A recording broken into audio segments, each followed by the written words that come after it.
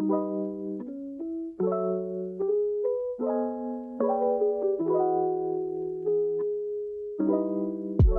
semua, balik lagi bareng aku di sini di dalam segmen Kotak Constitutional Talk. Oke, iya. Saya dengar suara-suara antusiasme penonton yang sampai 300.000 orang di seluruh dunia. Oke, terima kasih atas sambutannya yang hangat itu. Jadi untuk kesempatan kali ini di sini aku itu akan membicarakan masalah penyatuan judicial review satu atap oleh MK. Namun sebelum itu kan ada pepatah yang mengatakan bahwasanya eh, jagalah kebersihan, tak kenal maka tak sayang. Jadi oleh karena itu di sini aku akan memperkenalkan satu persatu mengenai pembicara yang akan menemani aku selaku host di kesempatan kali ini, di kotak segmen kali ini, yang mana pembicara tersebut ada sebanyak 3 orang. Yang pertama itu ada dari Majalengka ada Mbak Ainaya. Dipersilakan untuk memperkenalkan diri, Mbak. Iya, oke deh. Terima kasih ya Helmi. Halo semuanya, aku Naya dari Majalengka ya. NIM aku 22413. Mungkin bisa dilanjutkan Mas Helmi? Oke, terima kasih Mbak Ainaya dari Majalengka. Selanjutnya ada eh, Mas Satrika ini ya dari Cilegon ini. Mas Satrika, silahkan Mas Satrika. Halo, halo, kenalin aku Satwika dari Cilegon. Sebenarnya sih dari Bali ya, tapi ya udah aku ikutin aja kata Helmi yang sebagai host di sini. Terus nomor absenku 2, kelas 12 IPA 6 pas SMA. Salam kenal. Oke, terima kasih Mas Satrika anak SMA. Oke, kita lanjut ke pembicara kita yang terakhir. Itu pembicara kita yang paling istimewa sebenarnya. Karena ini datang jauh-jauh langsung dari New York. Mungkin ini bisa bahasa Indonesia atau enggak, saya kurang tahu. Miss Alfie, dipersilahkan Miss Alfie from New York. Oke, halo semuanya. Namaku Alfi dari New York. Enggak ya, bercanda ya, masa dari New York. Ngapain juga kan orang New York bahas HTN. Nah. Oke, sebenarnya aku dari Magelang guys, cuma karena Helmi bilang dari New York, ya udah diiyain aja kan ya. Oke. Ini emang Miss Alfie sukanya gitu, merendah untuk meroket. Aku kira Miss Alfie nggak bisa ngomong bahasa Indonesia loh, Miss. Ternyata bisa juga. Oke, kalau gitu kita langsung aja masuk ke pembahasan berikutnya. Tapi sebelum itu, mungkin aku bakal di sini akan memperkenalkan bagaimana sih soal judicial review itu sendiri. Mungkin kan dari teman-teman sekalian nggak masih banyak yang sekiranya meraba-raba judicial review itu sendiri apa sih dan sejarahnya gimana sih. Nah, jadi kalau misalkan kita membahas mengenai konsep judicial review di Indonesia itu eh, bukanlah suatu perkara yang mudah ya. Jadi mengingat bahwa konsep ini itu baru mulai berkembang dalam praktiknya itu setelah terjadi amandemen Undang-Undang Dasar 1945. Mulai dari penggunaan istilahnya pun itu sudah mengundang banyak perdebatan istilah dari judicial review itu sendiri. Jadi istilahnya tuh ada judicial review, constitutional education, ada Toetsenrecht, ya, dan masih banyak lagi yang seringkali itu menjadi tumpang tindih satu sama lainnya.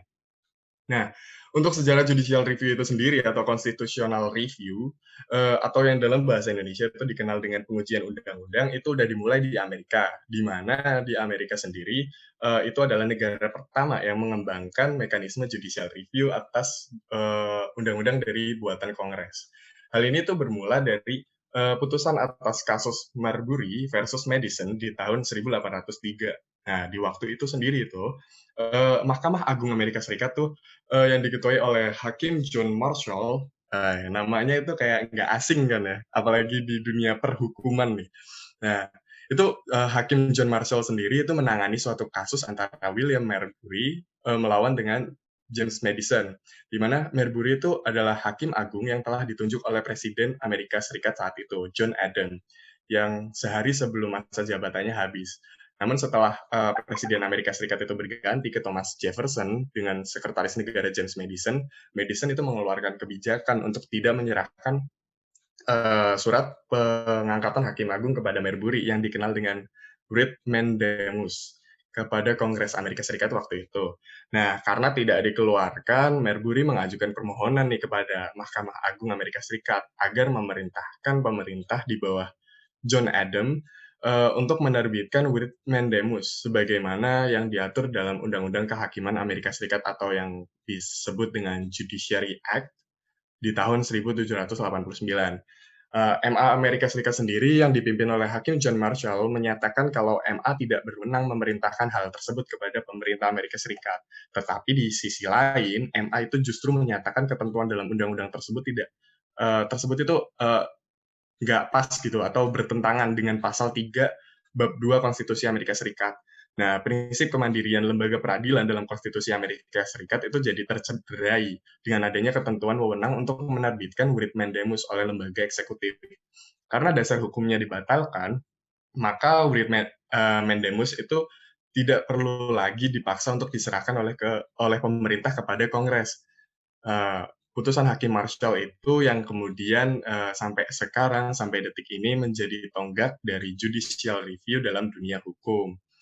Nah, meskipun demikian, dapat dikatakan bahwa negara pertama di dunia itu yang membentuk lembaga Mahkamah Konstitusi itu tuh Austria, mohon maaf ya. Itu ada Austria, yakni pada tahun 1920. Nah, ide dari pembentukan lembaga MK ini bermula dari usulan Prof. Hans Kelsen, ahli hukum tata negara yang super terkenal, nggak kalah terkenal sama Hakim John Marshall tadi, yaitu ketika beliau diangkat jadi penasihat ahli dalam rangka ide perancangan konstitusi baru di Austria pada tahun 1919. Nah, setelah itu barulah ide pembentukan MK sendiri ditiru dan diikuti oleh negara-negara lain seperti Indonesia. Dan kalau nggak salah, sampai sekarang itu ada 78 yang membentuk lembaga Mahkamah Konstitusi. Nah, Indonesia sendiri membentuk MK itu pada tahun 2003. Di Indonesia, sistem dan mekanisme judicial review itu hadir seiring lahirnya MK di bulan Agustus 2003 tersebut. Pengujian konstitusional itu, judicial review itu dimaksudkan untuk memastikan bahwa undang-undang dasar sungguh-sungguh dijalankan atau ditegakkan dalam proses penyelenggaraan negara sehari-harinya. Pengujian terhadap lembaga lain oleh lembaga yang berbeda, apakah yang bersangkutan itu sungguh-sungguh untuk melaksanakan undang-undang atau tidak merupakan mekanisme yang sangat baru. Sebelumnya memang tidak dikenal dalam sistem hukum dan konstitusi negara kita ini sendiri mengenai judicial review itu. Jadi secara filosofisnya judicial review itu dihadirkan untuk memastikan adanya saling kontrol, saling imbang atau yang biasa disebut dengan check and balances antar lembaga negara. Sementara produk legislatif dan eksekutif berupa UU itu masih dapat diuji konstitusionalitasnya oleh suatu lembaga peradilan. Di pihak lain, sebagai negara yang menganut asas kedaulatan berada di tangan rakyat dalam konstitusinya, rakyat diberikan ruang untuk mempertahankan hak-haknya, sekaligus membangun kontrol atas kinerja pemerintahan, termasuk kinerja dalam pembuatan perundang-undangan atau legislasi. Oke, mungkin kita akan coba masuk ke bagian berikutnya, yaitu mengenai permasalahan-permasalahan. Mungkin yang pertama itu ada masalah apa sih yang kemudian timbul dari adanya dualisme judicial review di antara MA dan MK. Nah, oleh karena itu permasalahan mengenai ini akan dibahas lebih lanjut oleh Mbak Ainaya yang tadi dari Majalengka. Ini sepertinya udah sangat siap nih Mbak Ainaya. Wah, siap Oke. sekali ini. Oke. Oke, silakan Mbak Ainaya. Iya. Terima kasih Helmi. Mungkin di sini saya akan menjelaskan mengenai dampak dari dualisme kewenangan judicial review oleh MK dan MA. Namun sebelumnya mungkin aku akan menjelaskan terlebih dahulu dasar-dasar yang perlu dipahami sebelum kita lanjut ke dalam permasalahan konkretnya. Di sini pasca amandemen Undang-Undang 1945, Indonesia telah mengganti prinsip pemisahan kekuasaan vertikal dengan menerapkan prinsip pemisahan kekuasaan horizontal. Yang dimaksud dengan pemisahan kekuasaan horizontal itu, menurut Jimli Asidik, berarti pemisahan kekuasaan ke dalam fungsi lembaga-lembaga negara yang sederajat dan saling mengimbangi. Terdapat dua hal yang dapat diambil dari penjelasan tersebut. Yang pertama, diatur dalam Undang-Undang 1945 kedudukan antara Mahkamah Agung dan Mahkamah Konstitusi adalah sejajar dalam sistem ketatanegaraan Indonesia. Lalu yang kedua, prinsip pemisahan kekuasaan horizontal pun mengakibatkan keduanya mempunyai fokus bidang kekuasaan kehakiman yang berbeda. Mahkamah Agung dalam peradilan umum atau Justice of Court yang merupakan puncak dari perjuangan rakyat untuk menegakkan hukum dan keadilan sesuai pasal 24 ayat 1 Undang-Undang 45, sedangkan Mahkamah Konstitusi dalam peradilan konstitusi yang secara hakikat dan fungsinya berbeda dari Mahkamah Agung.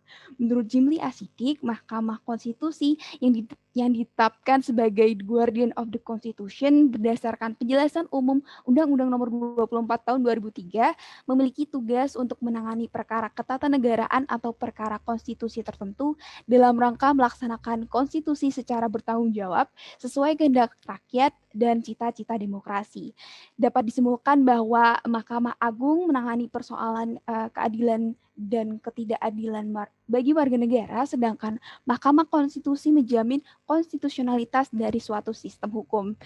Dari dasar prinsip pembagian kekuasaan secara horizontal ini, kami akan mulai menjelaskan mengenai dampak yang diberikan terkait adanya dualisme kewenangan judicial review oleh MK dan MA.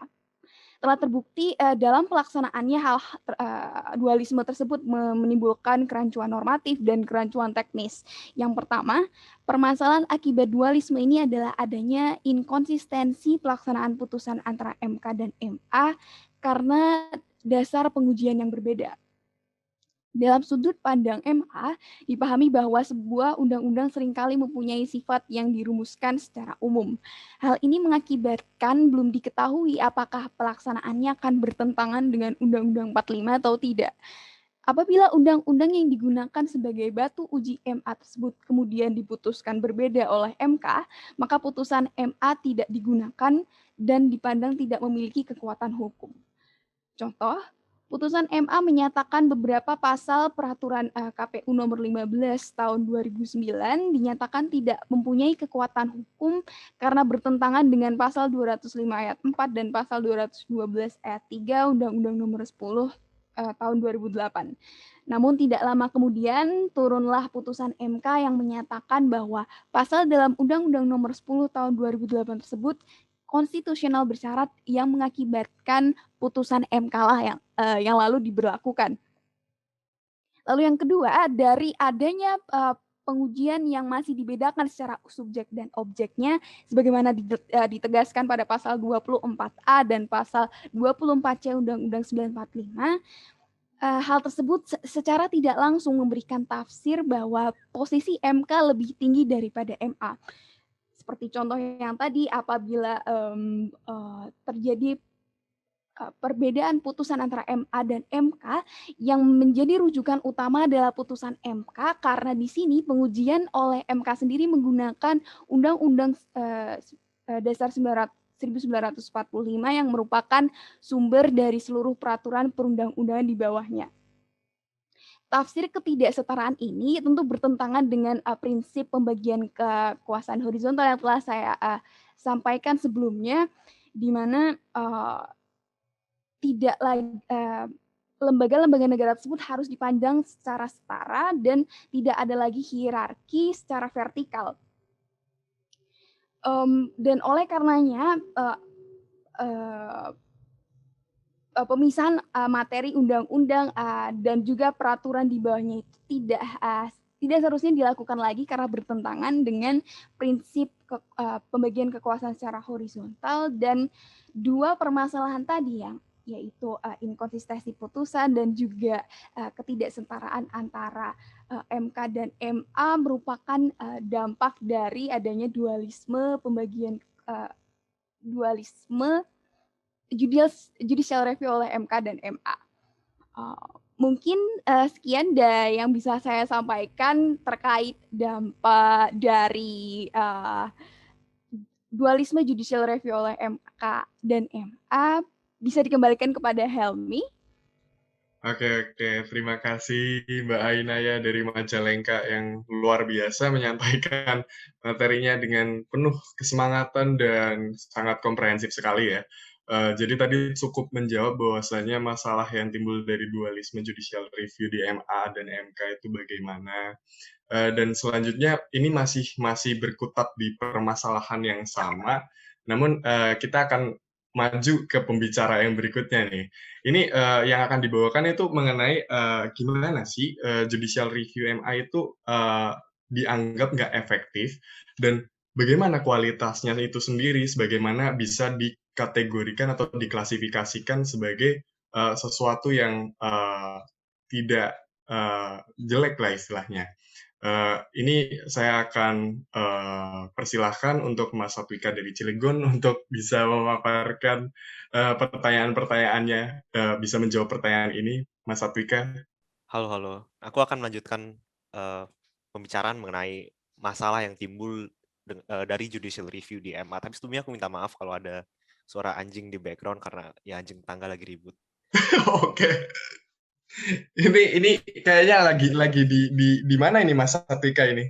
Lagi di kebun binatang. Enggak, ini di rumah kok. Oke, mantap sekali, benar sih. Karena kebetulan saya di samping saya ini ada komodo ini. Ini lagi saya rebahan di atas komodo sih sebenarnya sih. Jadi bisa dilanjutkan Mas Satwika. Oke. Oke. Jadi selain menimbulkan inkonsistensi pelaksanaan putusan dan timbulnya ketidakseimbangan kedudukan antara MA dan MK seperti yang Naya bilang tadi, adanya dualisme kewenangan pengujian peraturan perundang-undangan juga menimbulkan dua masalah besar lainnya, yaitu masalah dalam hal efisiensi dan kualitas pengujian peraturan perundang-undangan.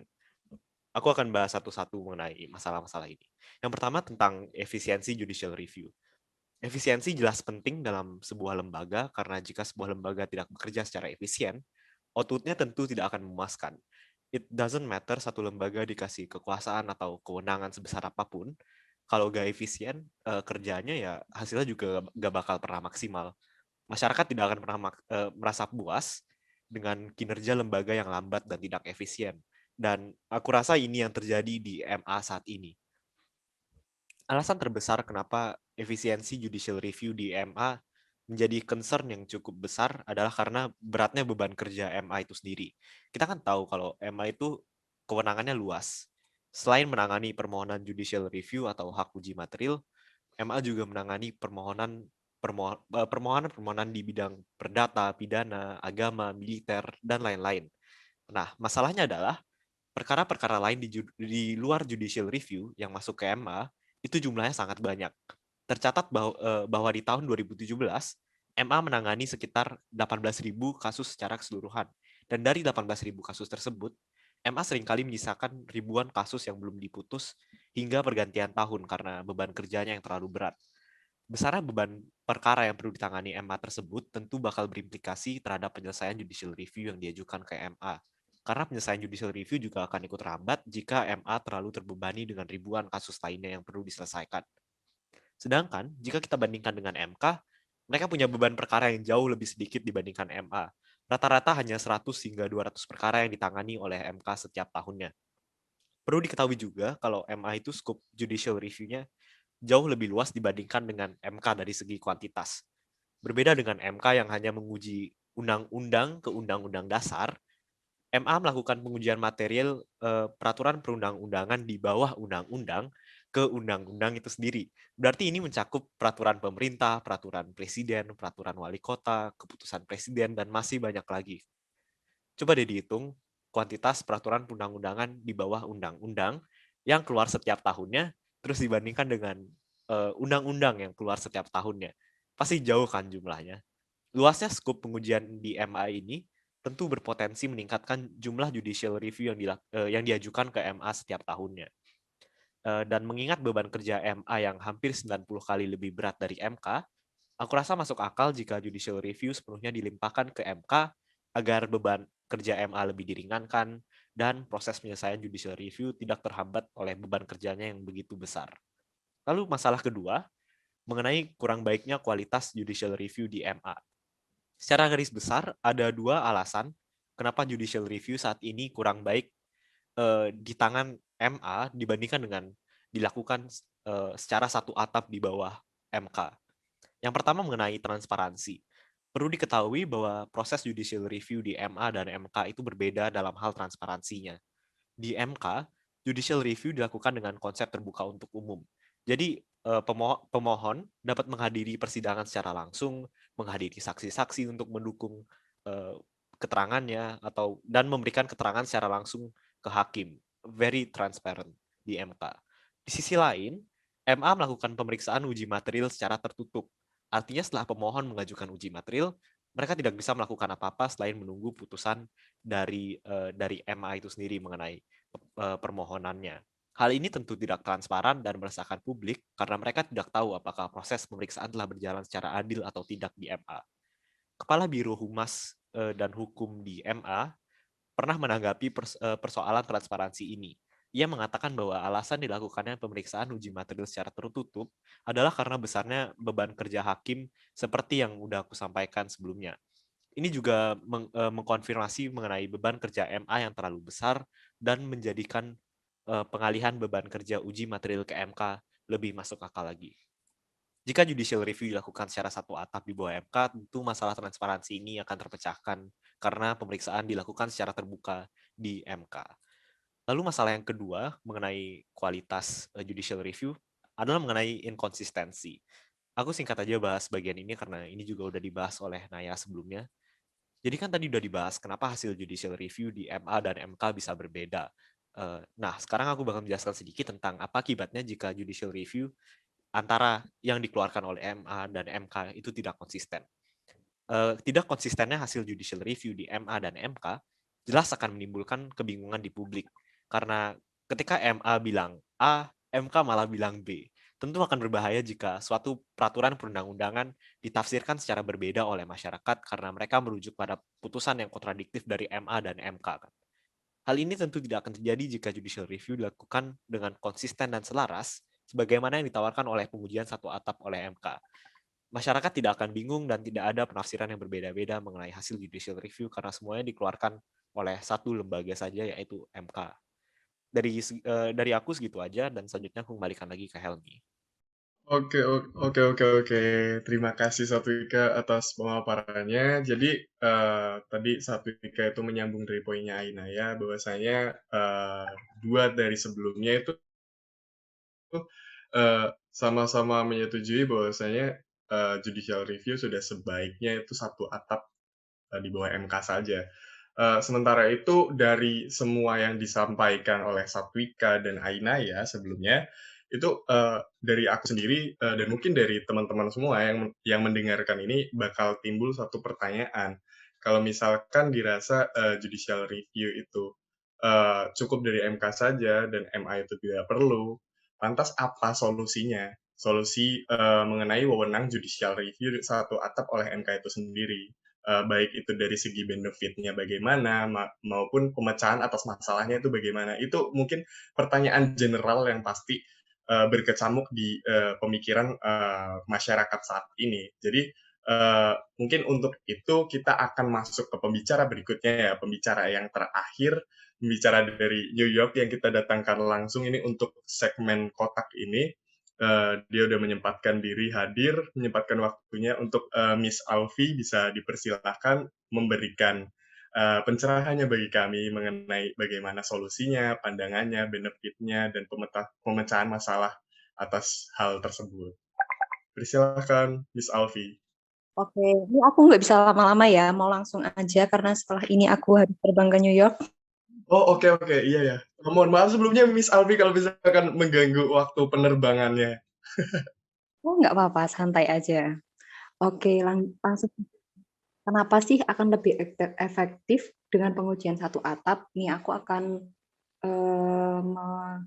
memberi beberapa alasan ya.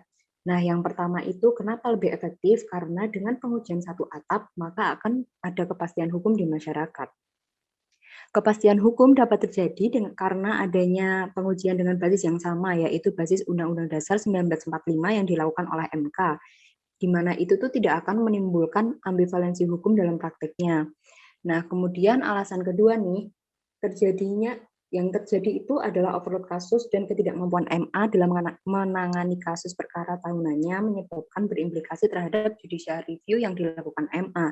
Apalagi dengan sistem pengujian yang didasari dengan aspek hukum saja, membuat judicial review yang dilakukan MA itu nggak seefektif itu.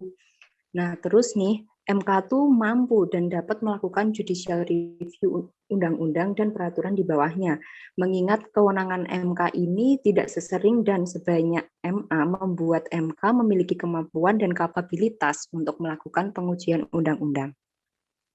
Nah, maka dengan pengujian satu atap ini yang dilakukan adalah pengujian dengan standar dan tata cara milik MK, yaitu judicial review dengan didasarkan kepada fakta hukum dan aspek hukum, sehingga judicial review yang dilakukan benar-benar menggali dan dengan konteks yang tepat. Nah, kenapa sih terjadi persamaan kedudukan dan hal tersebut itu merupakan adalah sesuatu hal yang baik? Nah, membicarakan tentang kedudukan MA dan MK, ini kan sebenarnya kan kedudukannya setara ya.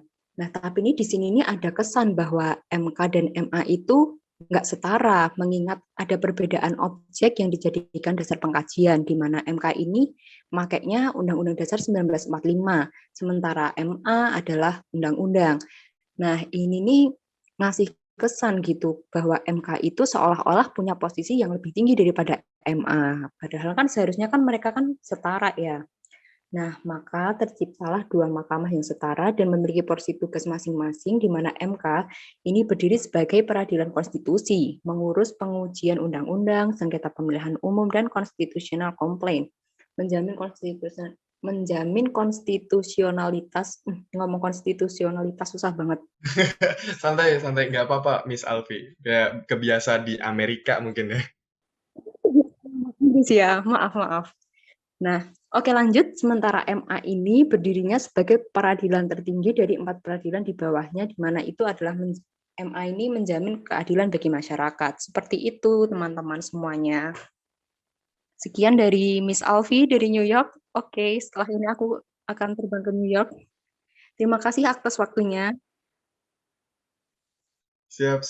Terima kasih Miss Alfi yang udah menyempatkan buat hadir. Oke, sampai ketemu di pertemuan berikutnya ya Miss Alfi. Oke. Mungkin dengan demikian kita dari tadi yang dipaparkan oleh Miss Alfi itu udah cukup memberikan insight bagi kita bagaimana mengenai solusi dari pemecahan masalah mengenai judicial review satu atap dan benefitnya sendiri itu bagaimana. Oke, mungkin dari situ kita bisa ambil kesimpulan bahwasanya berdasarkan dari apa yang udah dipaparkan oleh ketiga pembicara yang luar biasa tadi, maka dapat disimpulkan bahwa kewenangan judicial review Mahkamah Konstitusi itu tertuju pada pengujian konstitusionalitas atas undang-undang terhadap undang-undang dasar. Model pengujian semacam ini biasa disebut judicial review bidang konstitusi atau ketatanegaraan. Sifat pengujian atas atau judicial review itu ranahnya tidak terbatas hanya pada pengujian konstitusionalitas secara material atau substansi undang-undang saja, akan tetapi juga pengujian secara formil atas undang-undang. Sehingga dikala undang-undang yang diuji itu dinyatakan terbukti bertentangan dengan undang-undang dasar, maka secara formil undang-undang yang bersangkutan tidak mengikat publik, dalam arti daya laku secara yuridis formal undang-undang yang bersangkutan sudah tidak ada lagi. Demikian pula halnya jika dalam pengujian secara material, salah satu pasal dari undang-undang yang dimohonkan judicial review dinyatakan terbukti bertentangan dengan prinsip konstitusionalitas yang diatur dalam undang-undang dasar, maka materi muatan atau substansi pasal, saya jadi ketularan Miss Alfi nih, ya kebawa gitu logat-logat Amerikanya. Oke. Maka materi muatan atau substansi pasal yang dimohonkan itu dinyatakan tidak mengikat meskipun undang-undangnya secara formal masih berlaku. Dengan demikian ditambah lagi atas argumentasi tersebut ditambah untuk menjaga konsistensi norma dari yang paling tinggi hingga yang paling rendah, itu sudah sebaiknya judicial review atau pengujian peraturan perundang-undangan itu disatu atapkan, mengacu kepada sejarah kelahirannya baik di Indonesia maupun di kancah internasional. Lembaga yang memang dibuat untuk melakukan judicial review itu sendiri seperti yang sudah saya sebutkan di pengantar barusan adalah Mahkamah Konstitusi. Dengan demikian masalah inkonsistensi yang akan terjadi di masyarakat, inkonsistensi norma dan kebuntuan hukum ke depan itu tidak akan terjadi lagi. Mungkin cukup sekian aja mengenai podcast mengenai penyatuan atap judicial review antara MA dan MK. Jadi mungkin sampai ketemu di kesempatan-kesempatan yang berikutnya, sampai ketemu di segmen kotak yang berikutnya masih dengan saya Helmi atas MC yang sama, dan juga mungkin nanti akan ada pembicara-pembicara yang jauh lebih fenomenal dari kancah internasional maupun nasional, lokal, dan regional. Jadi sampai ketemu di kesempatan berikutnya, padahal ya nggak bakal ketemu juga karena ini cuma tugas kuliah. Sekian, terima kasih. Wassalamualaikum warahmatullahi wabarakatuh. Selamat istirahat dan sampai jumpa teman-teman semuanya.